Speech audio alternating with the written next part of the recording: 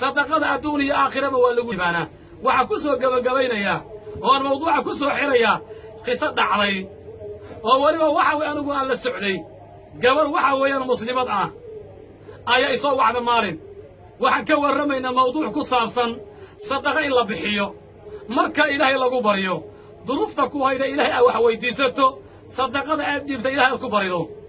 قبل يصوّع على مركا موضوع مركا ودماضي وعي ترشيقو ظروف نوعاصة هيدا وحوي وحن رأينا وحلا بحو وحن كئري صدقة وحا أسي خير بدن إلا صيادتك أغربنا قرابة كراء كوودا قاجدو هيدو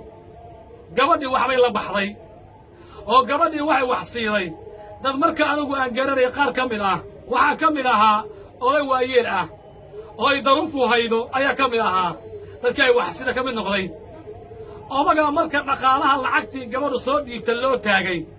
wallahi waa ilmeeyay markaan hoos u waraysto odagii wuxuu iga warramay in waxa weeyaan meel farmashiya tagay isagoo lacag yar wata indhaha ka xanuunsanaya wuxuu yiri daawadii aan rabay lacagtii way goy weyday waa la igu soo celiyay xanuunna way hayay lacagtaana waa la kulmay marka farxad aan ku farxayo ayaan waxa way la ilmeeyay ee Allah waxaan uga baryayaa meesha ka ooman tahay way ka baahan tahay inuu Ilaahay subxaanahu wa ta'ala ka dhamaystiro gabadhu waxay ka cabanaysaa markaas oo waxa weeyaan oranaysay ilma iga halaabay wiil baa iga saaqiday oo waxa way iga halaabay waxaan markaa raba Allah u weydiisay subxaanahu wa ta'ala sadaqada aan dhiibayo inuu Ilaahay subxaanahu wa ta'ala igu soo hanuuniyo wallahi maalin baa ku xigay maalinkii ku xigay way soo wacday gabadhii ooyayda markaan gabadhii waraystay waxay tiri sheekho waxa la ooyayo waa farxad waxa ii yimid wiilkii aan sadaqada dartii Ilaahay dartii ugu baxshay inuu rabbi ii soo hanuuniyo isagoo oranaya hooyo salli isii aan ku dukado maanta laga bilaabana wixii aad igu ogeyd hooyo iguma ogid maanta laga bilaabo kuma khilaafayo wiilku wuxuu ahaa wiil aqoon lahaa laakiin dib ka halaabay ilaahay subxaanahu wa ta'ala ducadii maalinka u aqbalay odaga waayeelka ah iyo masaakiintii ay wax siiday ilaahay subxaanahu wa ta'ala u aqbalay wiilkii maalinka laga bilaabo intuu ilaahay subxaanahu wa ta'ala wanaajiyey ayuu shaqadii u galay ilaa hadda saacadda ila hadlayo odagii waxaa biil siiya wiilkii waxa way maalinka la duceeyey marka waxa way sadaqa in la bixiyo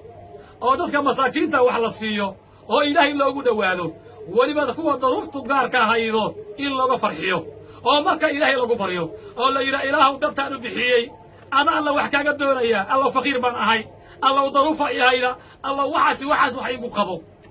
ilaahay subxaanahu wa ta'ala waa qani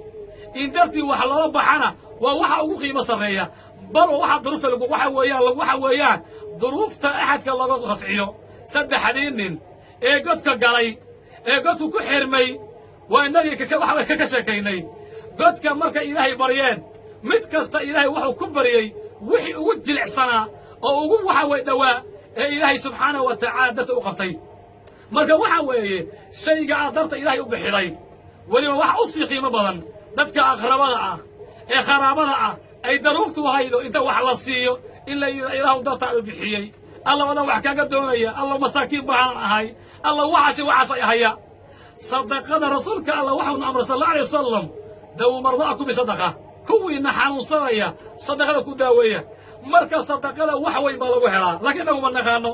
waxa laga yaabaa qofku inuu inta soo dhiibaya isku sawiro hal lagu sawiro kaamil aan ta yiraahdo waxyaabaha noocaas riyaaga ah qiimo lagu ma gaaro sadaqana ma noqonayaanba shayga riyaa loo dhiibo wixii loo dhiibo uma lagu heeyay isagana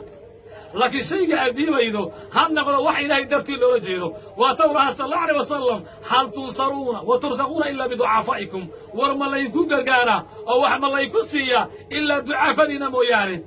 dadka du'afada ah in wax la siiyo waa wax weyn weeye marka maadaama mawduuca aan dheereeyay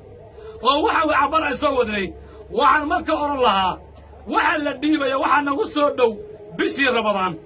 waana bil waxa way aad u qiimo sareyda qofku inuu wax la baxo dadka masaakiinta afuriyo aqrabada la muslimiinta la diinta la wadaaga sida hadda u sii kala daran yihiin wax loo siiyo